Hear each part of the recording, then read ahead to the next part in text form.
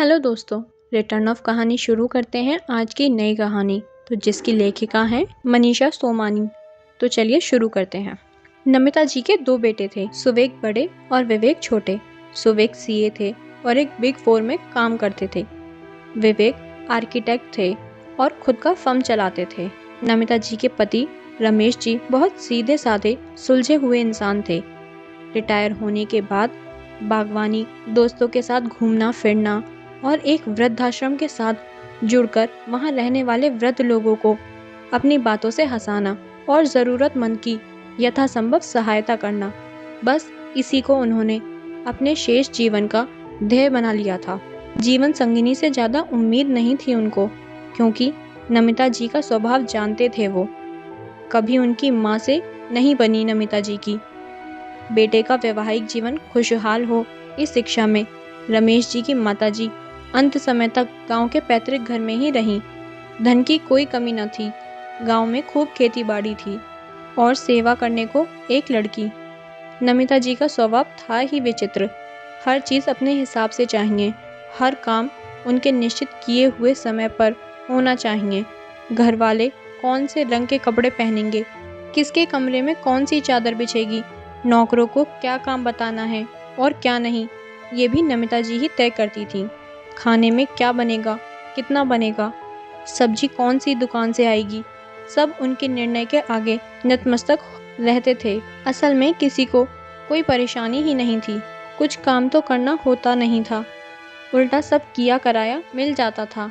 अगर खाना नहीं पसंद आया तो बाप बेटे मिलकर चुपचाप कुछ ऑर्डर करके कमरे में खा लेते थे।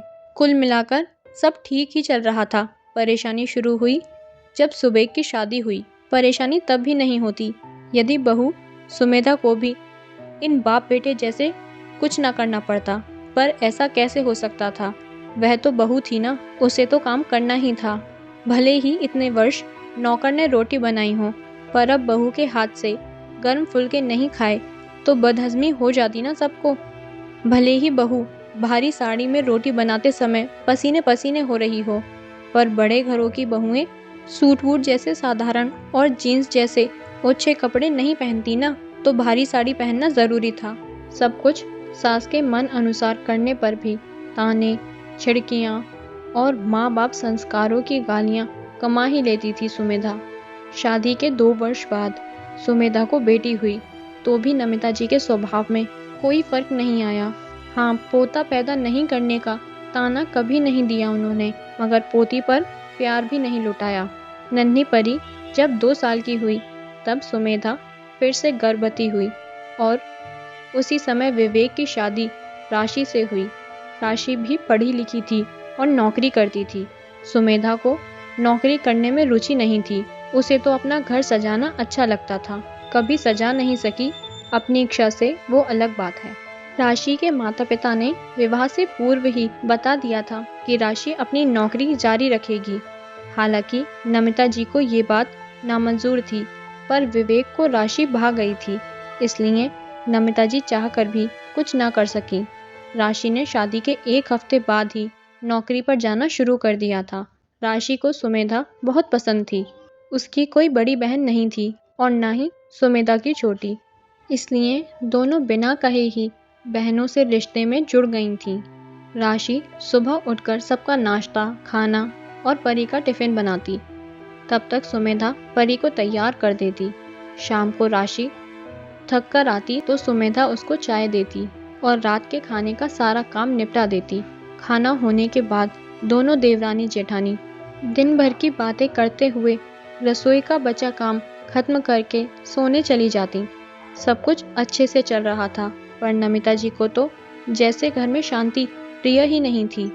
रोज कोई ना कोई कारण ढूंढती थी कलेश करने के, और कुछ नहीं मिला तो बहुओं के बीच गलतफहमी कराने की भी भरसक कोशिश की उन्होंने। रमेश जी इतना समझाते, पर नमिता जी ने तो किसी की ना सुनने की ठान रखी थी ना। आखिर कितना सहन करती दोनों बहुएं। पढ़ी लिखी अच्छे घरों की लड़कियां थीं, समझदार थीं, तो इतने दिन सहती रहीं, सुनती रहीं। सोचा चुप रहने से घर की इज्जत बची रहती है तो कोई हर्ज नहीं है, पर उस दिन तो हद ही हो गई। दरअसल राशि और विवेक के विवाह को 3 वर्ष होने आए थे, पर अभी तक संतान सुख नहीं दे सके थे। छुट्टी के एक दिन राशि परी और राघव के साथ खेल रही थी। नमिता जी वहां से गुजरी तो जलती हुई निगाहों से राशि को देखा और सुमेधा को जाकर जोर से आवाज में बोली, सुमेधा, तुमसे कितनी बार कहा है, तुम्हारे कानों पर जूं तक नहीं रेंगती। मत भेजा करो राशि के पास अपने बच्चों को।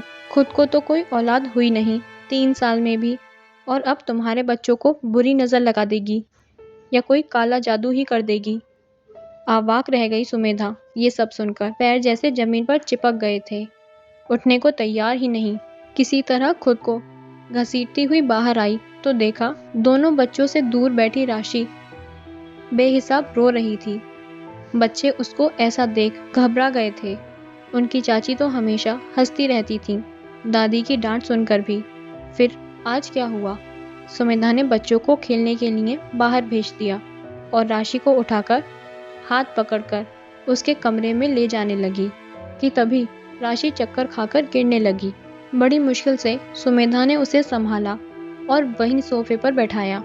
एम्बुलेंस को फ़ोन करके राशि को थोड़ा पानी पिलाया और सुवेग और विवेक को फ़ोन किया। तब तक रमेश जी आ चुके थे। फटाफट सब लोग राशि को एम्बुलेंस में अस्पताल लेकर गए।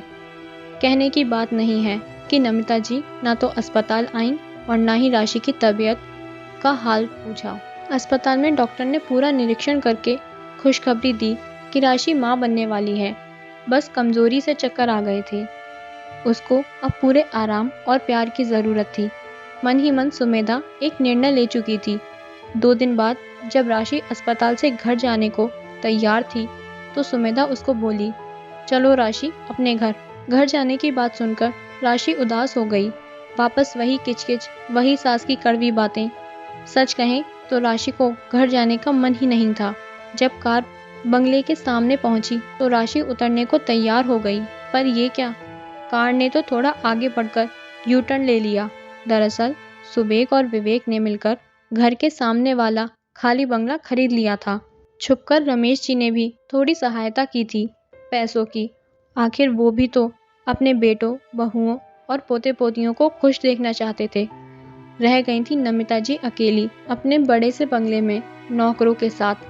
रमेश जी अधिकतर समय या तो बाहर होते या पोते पोतियों के पास चले जाते। दोस्तों, अपनी जिंदगी को आप कैसा रूप देना चाहते हैं, ये आपके हाथों में है। आपके नियम, कानून, रिवाज, ईगो आपके लिए अधिक आवश्यक हैं या परिवार का साथ, ये आपको निर्धारित करना है। किसी की अच्छाई को रबर बैंड की तरह मत खींचिए, क्योंकि रबर बैंड भी एक सीमा के बाद टूट जाता है। कहानी सुनने के लिए धन्यवाद।